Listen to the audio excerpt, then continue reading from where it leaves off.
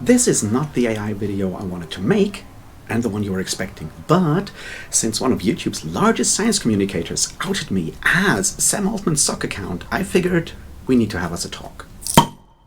Cheers.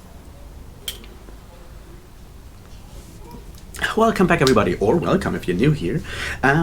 This is me. I'm Raf. I usually talk about books, fantasy, science fiction, and how those books kind of relate to politics, philosophy, history, that kind of stuff, how anti-intellectualism is a real danger, all of those kind of things.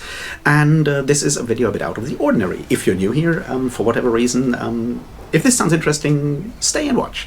If this doesn't sound interesting, I'm sorry. If you're like an old subscriber and this doesn't sound interesting, I can promise you we'll be back to books very soon. I have videos on Chuck Tingle's Lucky Day and a couple of videos on Ursula K. Le Guin's Earthsea series coming up very, very soon. But this kind of had to happen first because we'll be talking about artificial intelligence today. So what happened and why am I talking about this? See, 10 days ago, roughly, Professor Dave Explains, a science communication and pseudoscience debunk channel with like almost 4 million subscribers, put out a video called Will AI Destroy Humanity? It has like 165,000 views by now, and I watched it because I was excited. I've watched Professor Dave for a long time because I kind of like his pseudoscience debunks and interesting stuff there, and he does good work there, so I was really hoping this would be a good video, and I was disappointed. And I made a comment where I voiced my disappointment with the focus of the video, and I got a reply from Professor Dave, which was, well, accusing me of not having watched the video, calling me Sam Altman's sock account, and telling me to go fuck myself. And I'm a proponent of radical self-love, so I did do that, and then I realized it was an insult, and I felt somewhat pissed off. So I did go back and made a response video, and then I did not upload it because I was not exactly happy with the whole thing, and, you know, then time passed, and Professor Dave made a new video, and he was talking about, well, debunking a climate change denier, which is really important and good. And that video was sponsored by an AI-powered search engine for research papers. And that really pissed me off again, because that's exactly, you know, the kind of stuff we need to talk about when we're talking about AI. So I made another response video, and I did not upload that either, and because something felt off, and this is my third attempt, but we need to talk about this because I'm pissed off, and something is wrong if a large science communicator with that reach and that responsibility makes a video this bad, basically. So what we'll be doing today is talking about what I think is wrong with that specific video. So why am I doing this? Why do I feel qualified? All of that kind of stuff. Let's go through that before we go to the actual video. All right, so here's the thing. For the last couple of months, I've been working on a video on artificial intelligence, how it kind of ties into book publishing, the way we in like bookish spaces talk about artificial intelligence and so forth. So I've read a lot of books on the subject. I also did study computer science back in the olden days, and did in fact, my final thesis was on artificial neural networks and self-organizing maps as a classification tool. And that is exactly the kind of underlying technology that has evolved into large language models. So I do actually have some like personal experience with that specific topic and the history of artificial intelligence in that specific area. So I felt qualified to start, you know, the research on that project, which is what I did. And that's why I was very excited to see Professor Dave, who is good at debunking stuff, take on the question of, you know, artificial intelligence destroying humanity, because a lot of people talk about it, and I think it's, well, it's a distraction, and it's not what we need to worry about when we're talking about artificial intelligence in the year 2025. So I was hoping for that. Instead, I did get something very different, which is, you know, where my big sort of like problem lies. So what we'll do today here is look at the video, what is wrong with it, look at the concept of superintelligence for a moment, and why I think that focusing on superintelligence is the wrong thing to do right now, and we're going to leave it at that. All right, two more kind of things before we move further on. First of all, I will link down below Professor Dave's video so you can watch it and see if I'm misrepresenting him. And I will link down below a couple of other things that I feel like interviews with computer science professors that might actually have different perspectives on the subject, and I'll put a list of books that I have read and that I think are important, sort of like additional or different sort of perspectives on the topic that you might want to look at if you want to educate yourself on the question of superintelligence, artificial intelligence, what it does right now, and all of that kind of stuff, because, you know, I think that is helpful and you kind of know where I'm coming from. So that's the first part here. The other part is I'm blind. Like those of you who've been here before kind of know that. I am blind. I am, well, not going to edit anything, and I'm not reading off a script, so this is all improvised. It also means that I'm not really good at editing videos, and that means that there might be me stumbling over words and so forth. If you think that is, you know, cause to discredit anything I'm saying, well, in the words of one of YouTube's largest science communicators, go fuck yourself. Beyond that, and that is kind of where I need to go first, right? One of the things that Professor Dave accused me of was, in fact, that I did not actually watch the video, because my comment was earlier than the 40 minutes runtime that his video had. Well, I sped up the video. That's something a lot of people do, and I know that Professor Dave knows that. And probably the insinuation is that by speeding up the video, I can't actually pay attention to everything he has said there. Well, I have watched this video 3 times by now, and so I'm pretty sure I got all the things he said. The other part is, people that are blind and use, you know, assistive technology like text-to-speech and screen reader software often over time, if you do this for like 10 years or 15 years or whenever, speed up that speech input, because it's just, you know, the way that you get faster at reading if you read a lot. And the same thing goes for listening to text-to-speech and speech output and in general. That's just something everyone does.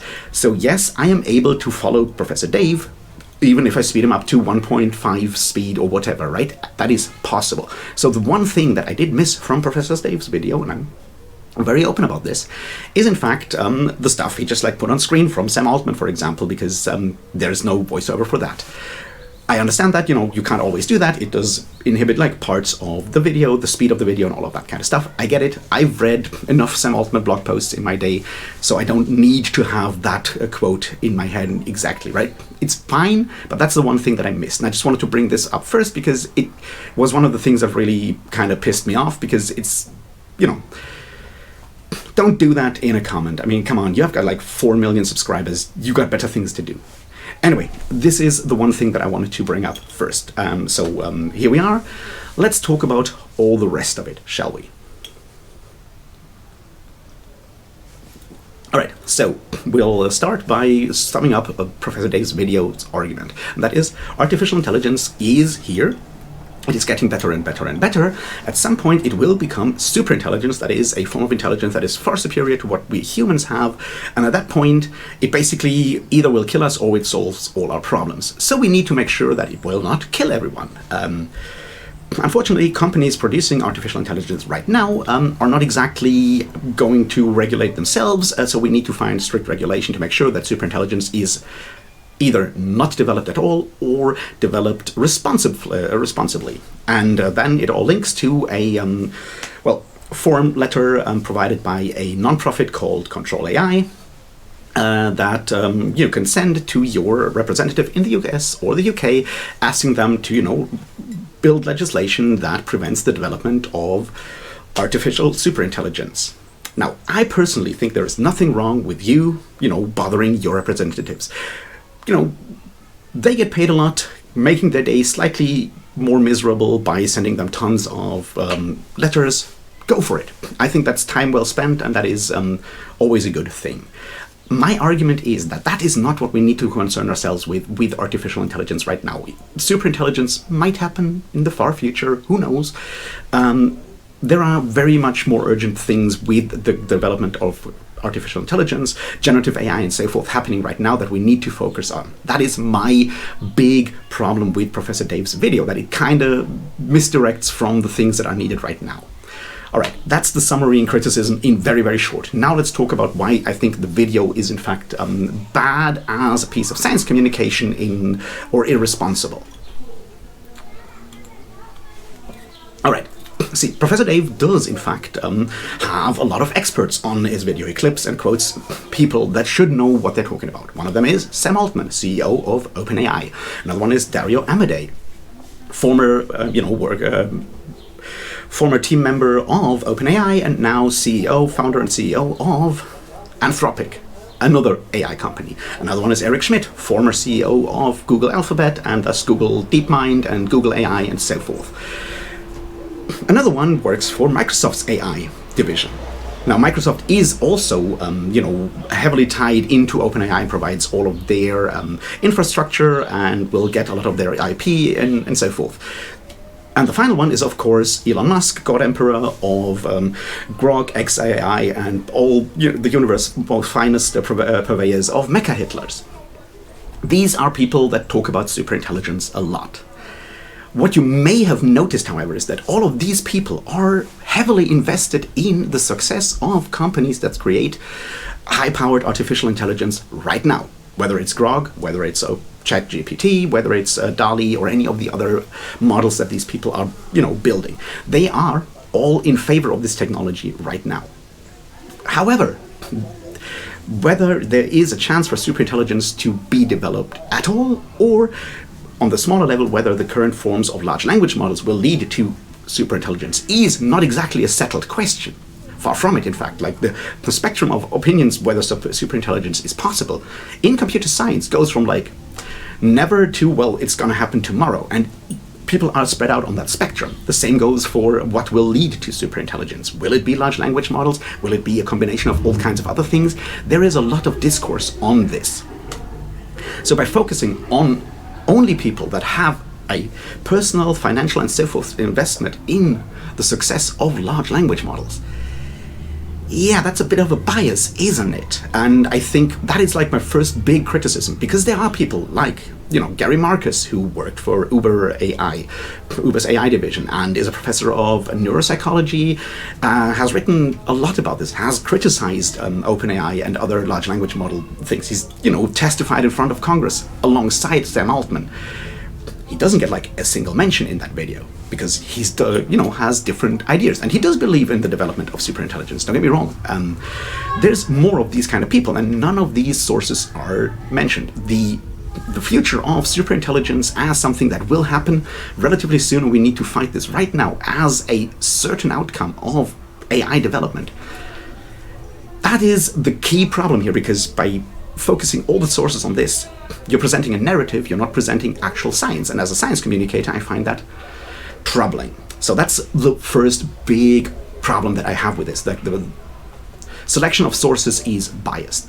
Now let's talk about like the superintelligence of it all and why people like Sam Altman and Dario Amodei and Elon Musk might be talking about the dangers of superintelligence so much, because there is something going on there as well. Let's step back and look at superintelligence for a second, because Professor Dave does also cite some experiments and mentions the Center for AI Safety. Now, the Center of AI Safety is tied to the effective altruism community. It got funding from FTX and so forth. And this is important because, the person that made superintelligence popular was Nick Bostrom, a Swedish guy who has a PhD, is certainly a fan of eugenics, and has said that he thinks, and I'm quoting him right now, blacks are less intelligent than whites, just leave that in there, is tied to the field of effective altruism and all of that kind of stuff. These are the people that are all connected in this. Because obviously FTX also funded OpenAI at the time. This is important to understand because superintelligence as a concept has a lot of ideological things to it that might be worth exploring in detail in the future. The book is called Superintelligence. Elon Musk has praised it. Sam Altman has praised it. Peter Thiel has praised it.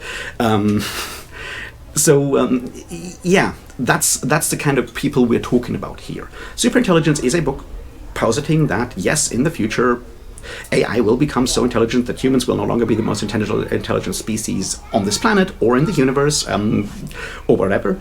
And that means we need to make sure that superintelligence will be nice to us. there's other people like Eliezer Yudkowsky and the less wrong people that are also looking at this. It's something that science fiction nerds have looked at for a long time, and Professor Dave mentions that as, The Matrix, all of those kind of things, Terminator. It goes all the way back to fucking Frankenstein and Golem narratives. The idea that we'll create something that will destroy us is something that humanity has had for a long time, and media, art, and so forth have kept that myth and storytelling alive, and that is something we need to keep in mind here, right? All right, superintelligence kind of just turns that into a bunch of nonsense formula and goes, well, this will definitely happen, so we need to find ways of assuring that it will not kill us all. And that's sort of the founding myth for OpenAI and so forth, to make sure that the superintelligence that will be built will be a good one. That's something you reach by alignment, by training it in the correct ways and make sure that its interests align with human interests.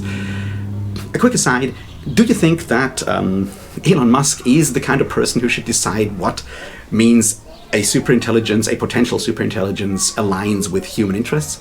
Because I have severe doubts that his interests are my interests, or humanity's interests, or anything of the sort, but superintelligence ain't coming anytime soon. That's me saying that. I think I have good reasons for that, but it's not something we can litigate because there is no way to actually, litigate that until we have superintelligence in, I don't know, a decade or 50 years or never or whenever, right? So this is just something to keep in mind.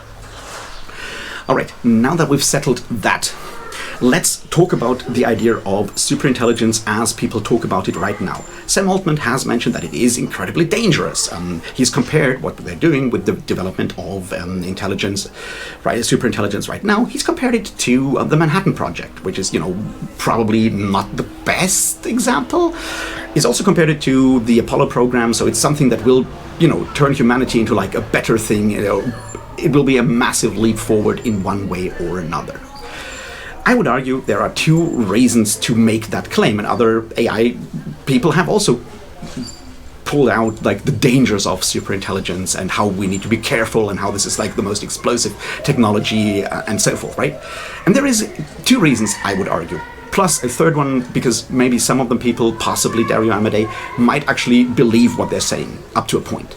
The first part here is, all of these companies, OpenAI, Anthropic, a lot of other AI technology companies right now, are venture capital funded.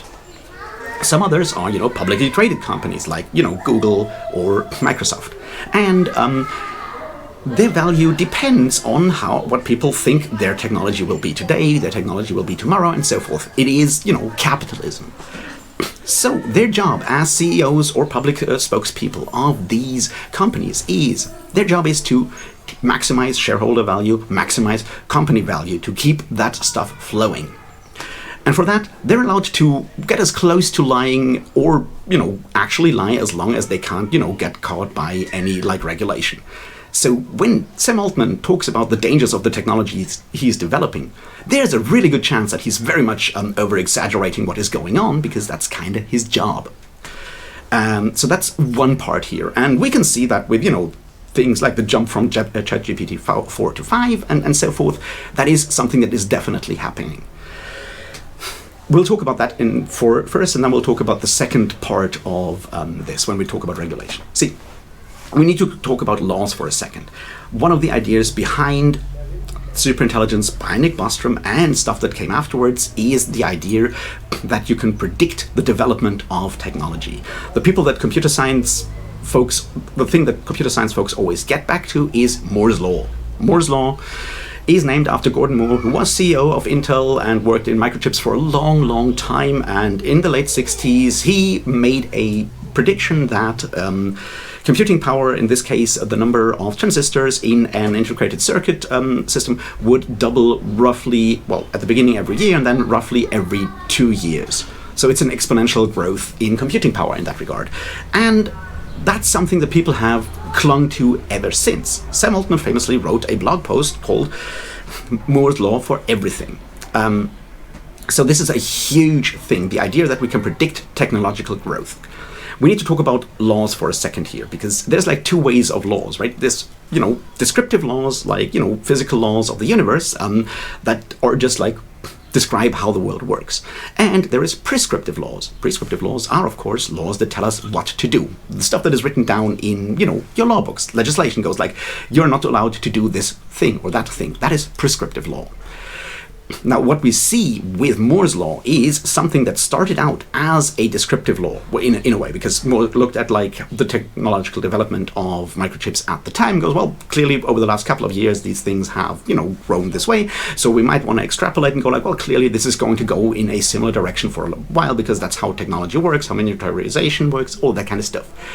But at some point, what it became is a prescriptive law, because to keep that specific growth going meant that companies like Intel and so forth needed to spend more and more and more and more money, time, and other investments in research and development to keep that speed going, because it is not a natural law. That is important, because it means this is man-made. So going, well, clearly this works for the whole future, depends on us having the capacity to keep spending that kind of money. Otherwise, that growth will just slow down, which is fine. Now let's talk about artificial intelligence, because, computer scientists ever since loved coming up with these kind of laws and predictions. Scaling laws is the thing. So, in the early days of OpenAI, what happened is that some people looked at artificial neural networks and went like, what if we trained these?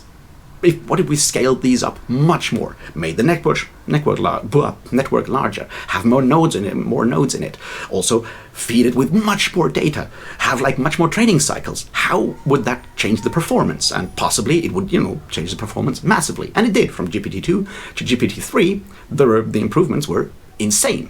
So they were like, wow, this is clearly exponential growth. Let's just like extrapolate and size the thing up again, which is what they did. And GPT-4 was once again a massive leap forward. So they went like, well, these are clearly scaling laws. They are also, once again, exponential. And this means artificial intelligence, as defined by large language models, which is one specific form of artificial intelligence, right, will continue improving along this exponential curve.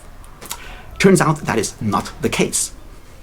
Because, the jump from GPT-4 to GPT-5 is not exponential by any means. It may be better or worse depending on what kind of metrics you use, what kind of benchmarks you use. A lot of these benchmarks are obviously defined by OpenAI and so forth, so I don't know. And even Grok in its newest iteration, which Dave mentions, by being the currently best model, even that one is not, exponentially better than anything that came before. So scaling laws might just not be, descriptive laws at all, but once again, prescriptive laws, with the added problem that scaling up here needs far more money and other resources to keep this thing going, building much more, much larger data centers, collecting much more data and so forth. And the question is like, is that even possible?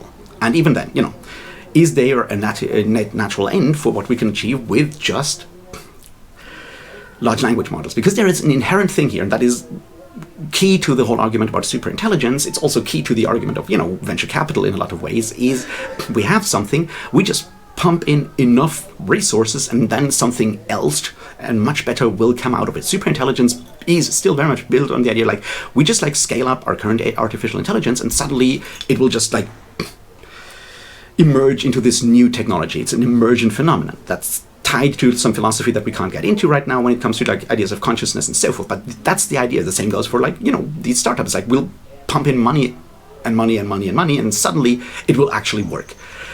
It's the fundamental underlying idea here. And there are good reasons to think that with just artificial large language models, that's never going to happen. But obviously people like Sam Altman and Dario Amodei and Elon Musk, they depend on making these statements because they need all that money to scale up the resources to keep the whole project going. It's, it might just be a bubble, and some people have called it a bubble. So that is the first part of like why people talk about superintelligence, because it is popular, it is kind of sexy. We have all seen those movies. We're like, well, clearly this is dangerous, high-powered technology. We need to actually, do this right now, or at least it's definitely worth a shit ton of money. What happens once they can't actually fulfill those promises? Well, we're going to find out in the next couple of months, I suspect, in a lot of ways. Let's talk about the other reason of talking about superintelligence. And that is, in fact, regulation. See, AI companies have been talking about legislation and regulation for a while. They have, in fact, talked to lawmakers, to Chuck Schumer under the Biden administration. They've talked with, Joe Biden did an executive order on the subject and so forth. And here's an interesting thing about regulation. Regulation can serve several things. One of them is, and this might sound somewhat counterintuitive, is to actually cement certain forms of market domination. It's the same thing with, say, content moderation. Facebook was not in favor of content moderation until they were large enough to actually afford it, and then they pressed for certain forms of regulation for content moderation that made it basically impossible or unaffordable for newer competitors to actually fulfill those standards. Though there is, not a need, but there is certainly a way that the dominating the market leaders in a specific field might benefit from a form of regulation that would make it much harder for upcoming competitors to actually become actual competitors. That is certainly something that we should keep in mind when we look at how much for previous attempts at AI regulation, how much of those drafts were actually basically handed in by OpenAI, Anthropic, and other AI companies. How much of those laws were basically written by these corporations? Because there is that form of defending your monopoly basically is built in there. Once again, I'm not against regulation. By all means, ban superintelligence. I'm fine with that. I just think it is important to focus on the fact that regulation needs to be done needs to be built on, independent input and not just what, AI companies are doing. The problem there is, of course, that right now everyone thinks that the only people who know about AI are OpenAI, Anthropic, and possibly Meghan, right? So there is that problem. The second part is regulation and what to focus on. That's the big part. See, superintelligence might be dangerous in the far future. And I want to look at the examples that Professor Dave brings. And one of these is, of course, the idea that a future superintelligence might just decide that what it needs is data centers on the entire Earth. So it will turn everything on the planet into data centers. That is basically a less absurd version of the paperclip AI that Nick Bostrom brings up in his superintelligence book.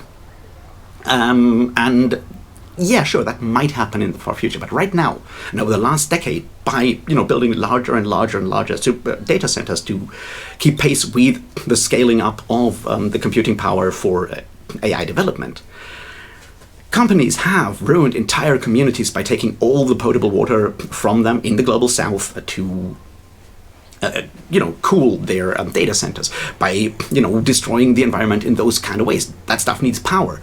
Elon Musk right now is, running his data center in Tennessee on, mobile methane generators to skirt regulation. Interesting, isn't it? And Microsoft plans to build a huge data center in Arizona near Phoenix. Now, I'm a lowly German. I live in a country where it's, at least sometimes rains. But I've read a book. It's called Cadillac Desert by Mark Reisner. You might really want to read that. I don't think Phoenix, Arizona is, on a swamp. I don't think, all of Arizona has lots of excess potable water to deal with. So you might want to look at regulation for that, right? And that is something that is important here. These data centers, the resources needed to scale up artificial intelligence right now, these are causing harm right now. They are, in fact, accelerating climate change in all kinds of ways, which is why I'm so pissed that, Professor Dave talks about climate change denial sponsored by an AI company, right? We need to regulate this. We need to regulate this right now because the question of whether this planet will boil in the next couple of decades or superintelligence will turn us all into data centers. We can deal with the data center question in the future. We need to look at, preventing the planet from boiling right now. In fact, I did ask Consensus App, the thing that sponsored Professor Dave, what will kill humanity first, superintelligence or climate change? And it did tell me that we can't answer this because superintelligence is a theoretical problem, but because it is such a charismatic problem, there is a danger that it would, in fact, draw away attention and resources from climate change mitigation, which is a current problem that we need to deal with right now. That's what, an AI told me we might want to keep that in mind. So regulation focus should be on something that happens right now. The other example is, of course, a test where a large language model was given access to a fictitious company and then basically was sent inputs that told it that it might be dismantled, shut down, or something else, and resorted to blackmail to avoid being shut down.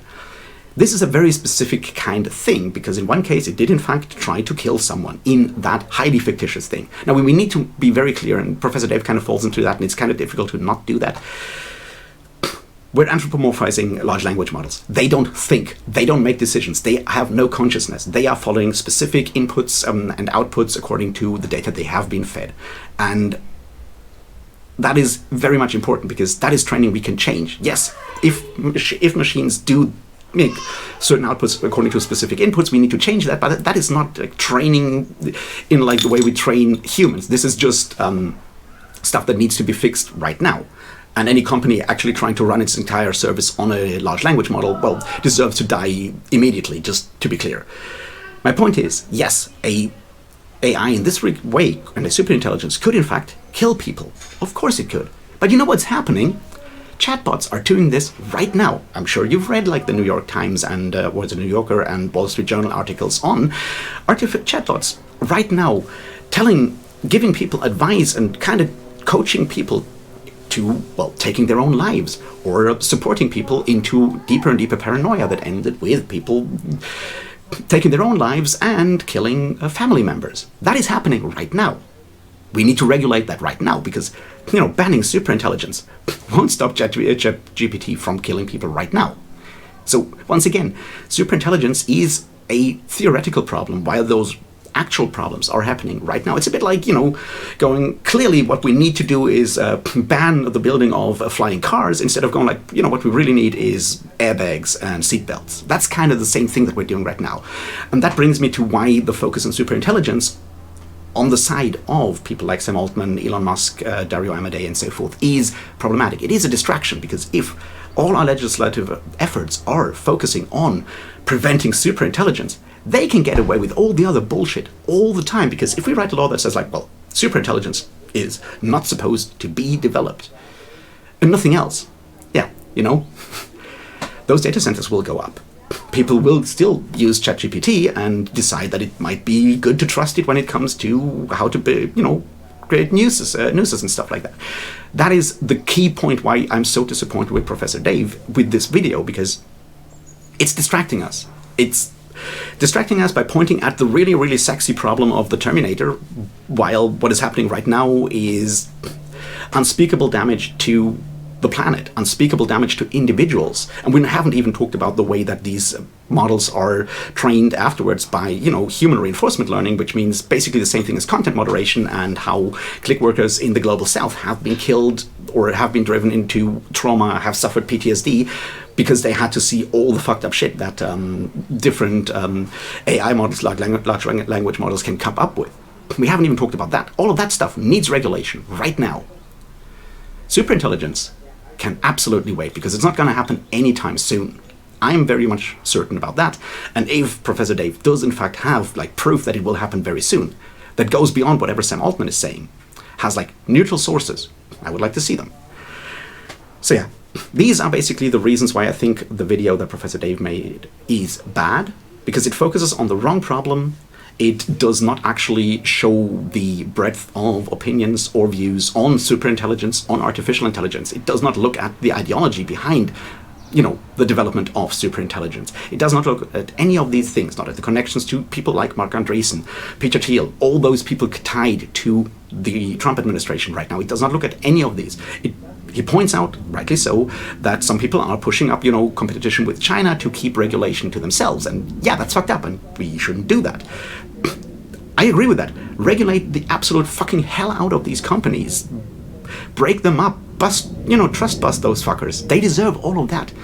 But they deserve it about the stuff that is happening right now. For that, we need to organize. We need to, petition. We need to lobby. We need to do other things to make sure that they are not building useless data centers in the middle of fucking nowhere that are destroying communities by taking away their water, by taking away their energy. We need to make sure that the products they are in fact pushing out are safe. They don't actually lead to deaths and suffering right now. We need to regulate that kind of stuff. We need to make sure that the people they employ through clickwork or whatever else have humane working conditions. That's the stuff we need to focus on, and not on, them potentially, maybe in the far future, creating a Terminator.